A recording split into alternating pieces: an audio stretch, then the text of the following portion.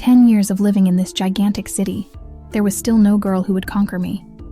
And strangely enough, at the very moment when I was about to leave, a charming and well-mannered girl puts a cup of coffee in front of me at the entrance to the airport's VIP terminal. An intricate symbol of a bright star adorns her wrist, but I don't smell the special scent I'm looking for. My animal sense is alert, and I look at her without stopping. I watch her fingers, immaculately manicured in baby blue, glide effortlessly along the edge of the cup as she deftly makes room for the next customer. How she deftly secures an unruly strand of hair. How the corner of her lips curves into the friendly smile of a professional. Attractive eyes, a sweet face. But there was something ordinary about him that didn't make you hold your gaze for long. I can't count how many faces have flashed before my eyes over these many years. My inner being is looking for a companion to start a family, and I am fully aware of what that means for a person like me. I need a unique woman who can give birth to an heir. There are only a few of them in this huge world. Finding the right one is not an easy task. As the girl went to perform her duties behind the counter, I felt a growing desire to catch her scent, and without hesitation asked, "Can I have some more sugar?" She came up, took several bags, and putting them on a saucer, moved them in my direction. "Of course, here it is." Her voice sounded pleasant.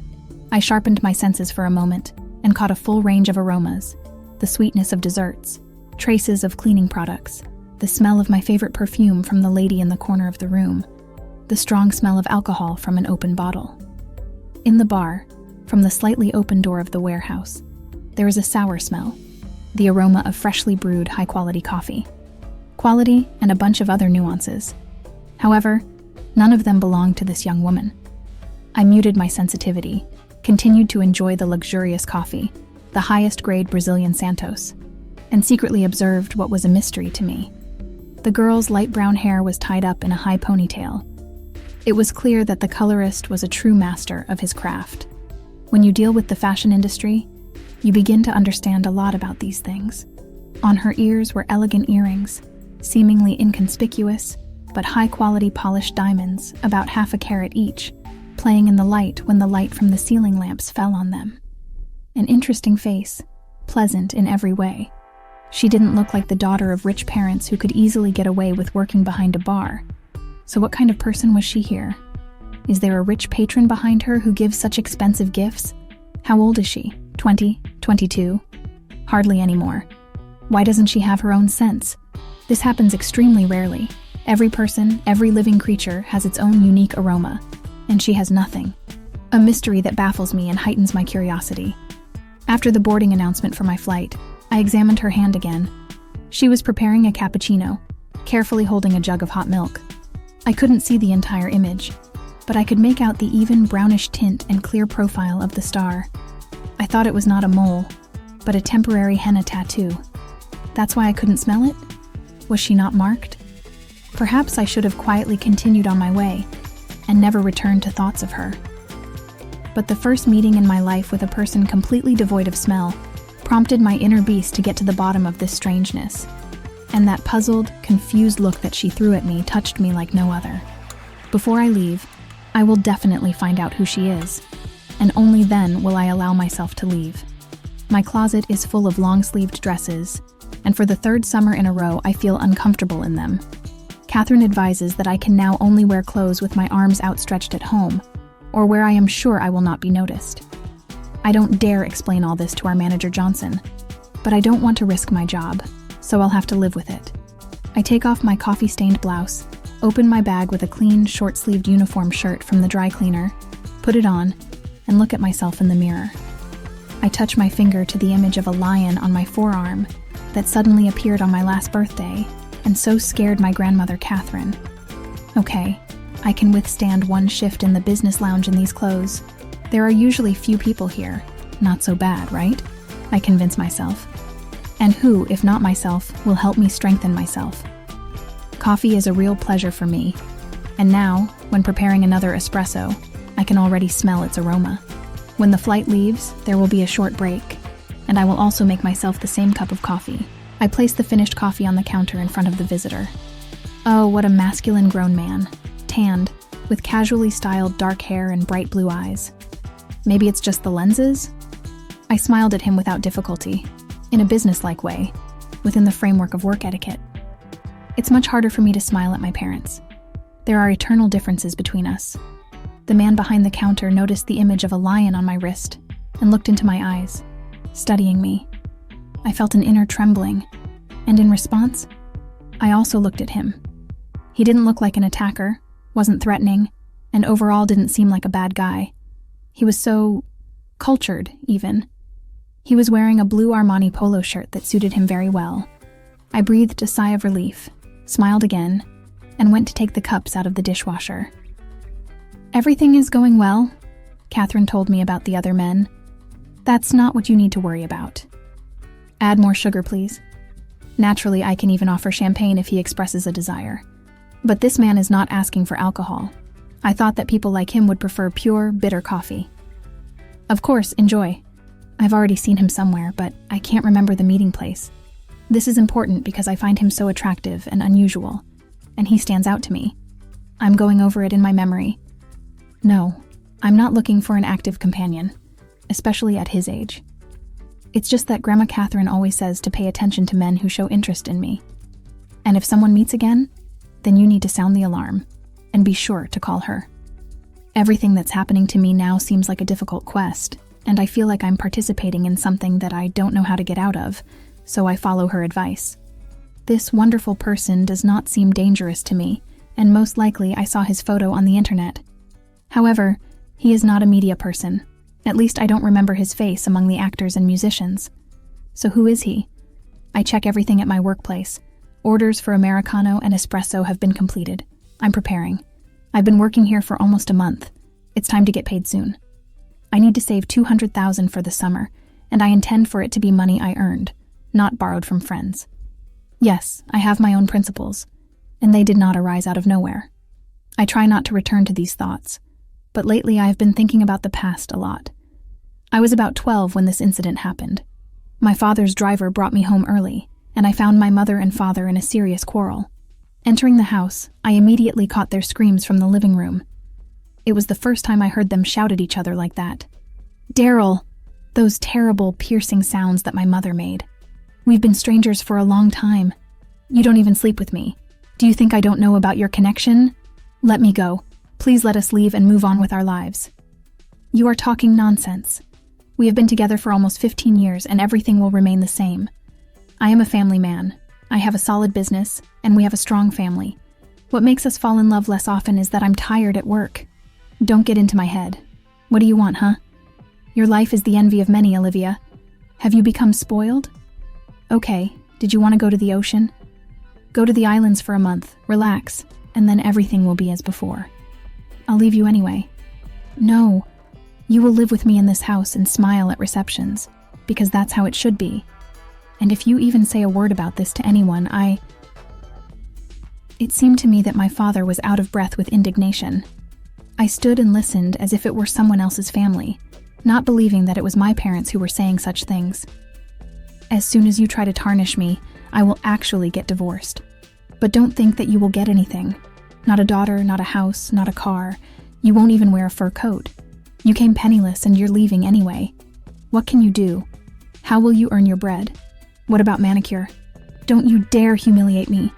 You yourself forced me to stay home and take care of the child. What will happen when Carolyn grows up and she doesn't need me anymore? I'm tired. I feel bad from all this." "No, darling. We've been in this together for too long, and I'm considered a reliable partner because everything is fine at home. I don't have any women. Don't worry. My wife maintained this order. If you hurt me, you will be very sorry. Without me, you are nothing. Scoundrel." And this crunch of broken dishes. Mom was sobbing loudly, and it sounded terrible. "Calm down, nervous one. Go to the doctor and have him give you a pill. And in a week we are going to the Voronovs' anniversary, and here you are, joyful and happy. Understood?" I saw parents without masks, screaming throughout the house, like at the market. The housekeeper was on the weekend. No one else listened to us. I quietly went out and sat on the steps by the door. My childhood illusions were shattered. These two people were not at all the ones I knew. And at that very moment, it was as if I was cut off from them by giant scissors. And so, sitting on the steps, I decided that I would achieve everything in life on my own.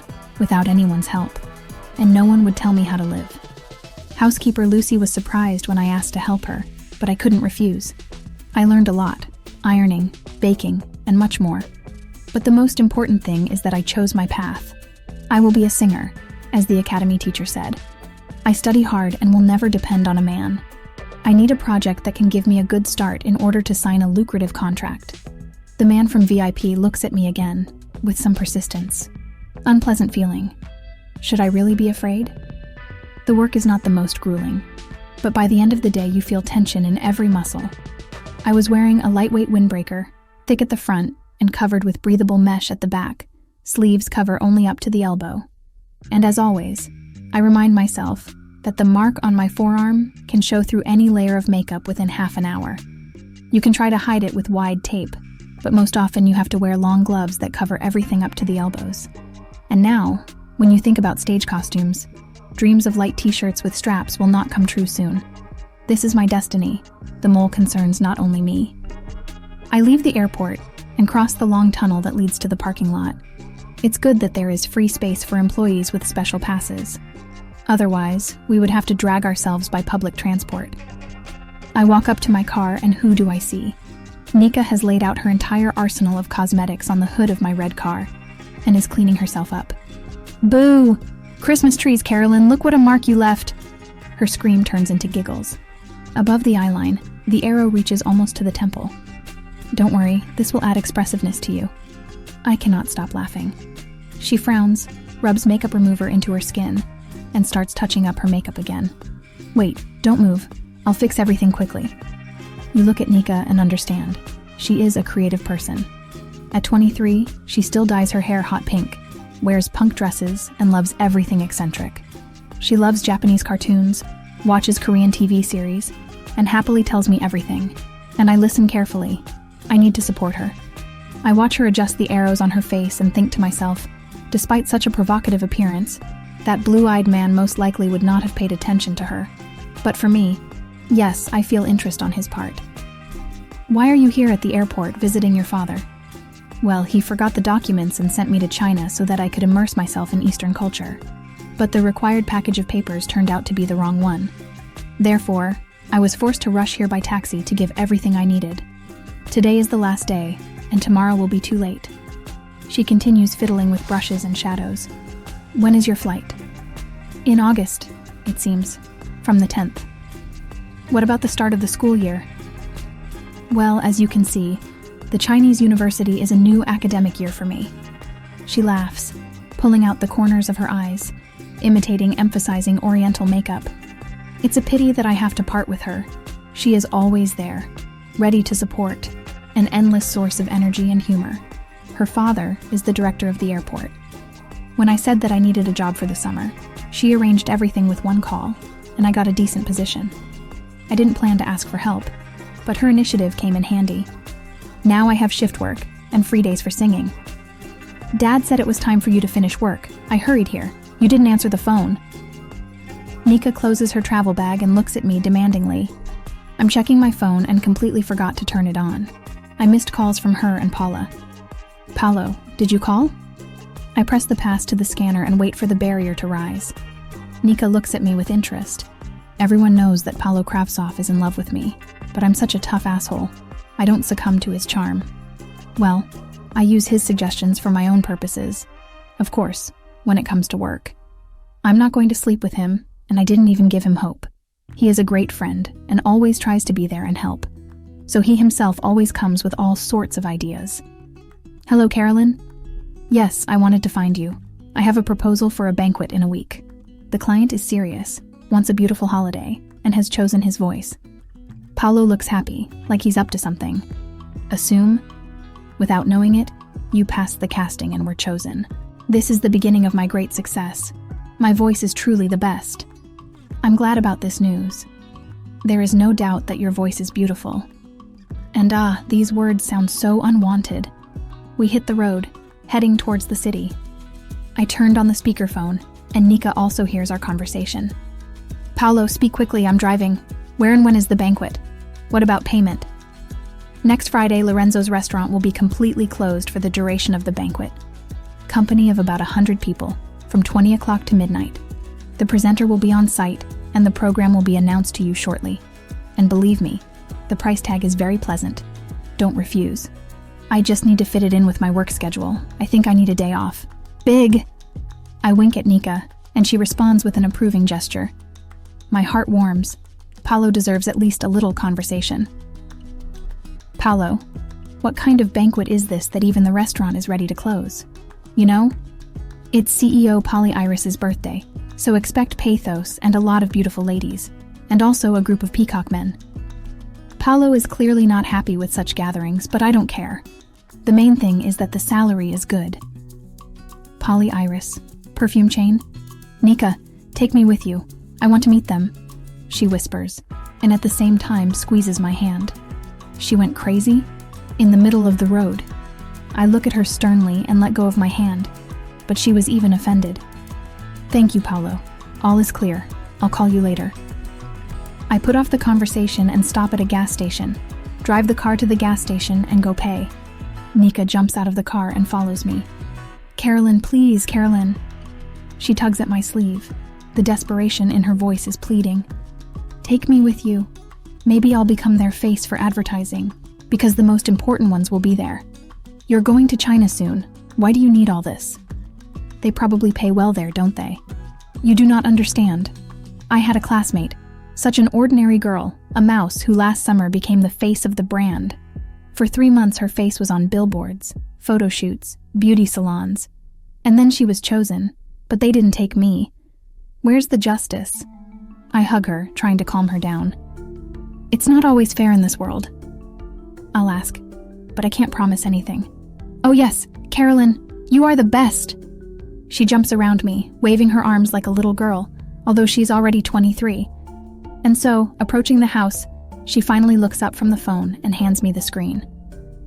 Look, here they are, the main people in Polly Iris. I park the car near her entrance and take the phone.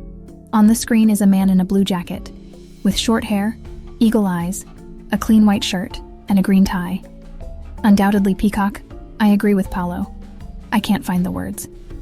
I'm flipping through the photos, the same man and a couple more, but they somehow faded against his background. On the next screen, wow, a brunette with blue eyes stands next to a smart man. Not hard to guess. He looks tired and bored, his smile is unsuccessful, he is clearly not in the mood. And here it is. I knew I had seen him somewhere.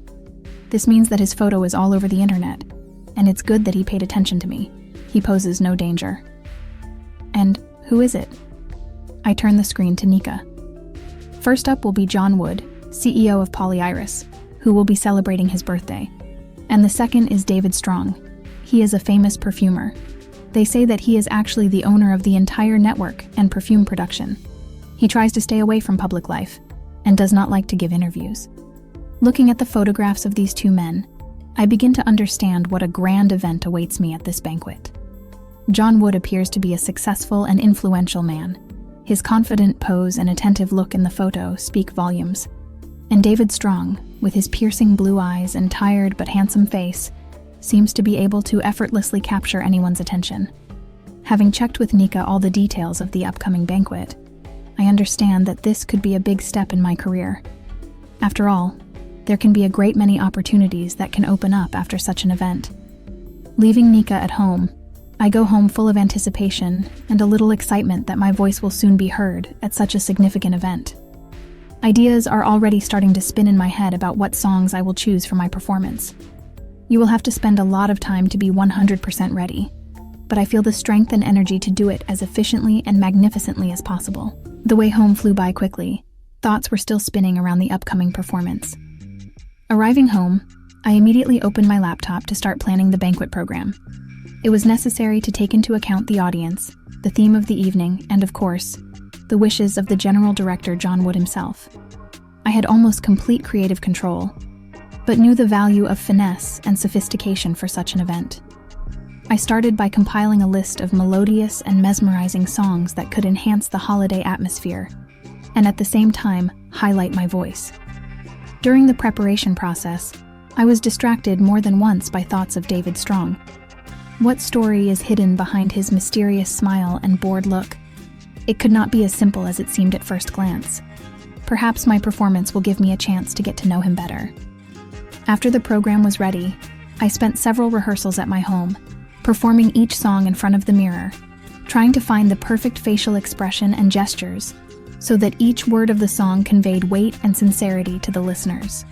The next day, I sent the list of songs and my suggestions for performance to the banquet organizers and received their consent and approval. Everything was confirmed, and I began to count down the days until this momentous evening. The day of the banquet has arrived. The evening was warm, and Lorenzo's restaurant was sparkling with lights and decorations. The guests began to gather, and I stood behind the scenes, clarifying the last details with the sound engineer. In the light of the stage, I saw them, John Wood and David Strong, surrounded by other guests of honor. They both stood out, each in their own way, and sometimes it seemed as if their eyes would cross mine before I started singing. As soon as the first note sounded, silence reigned in the room. All eyes were fixed on me. I sang, giving each melody my whole soul and heart, and by the end of the evening, I felt like a conqueror of heights. I achieved the attention and recognition that I was striving for.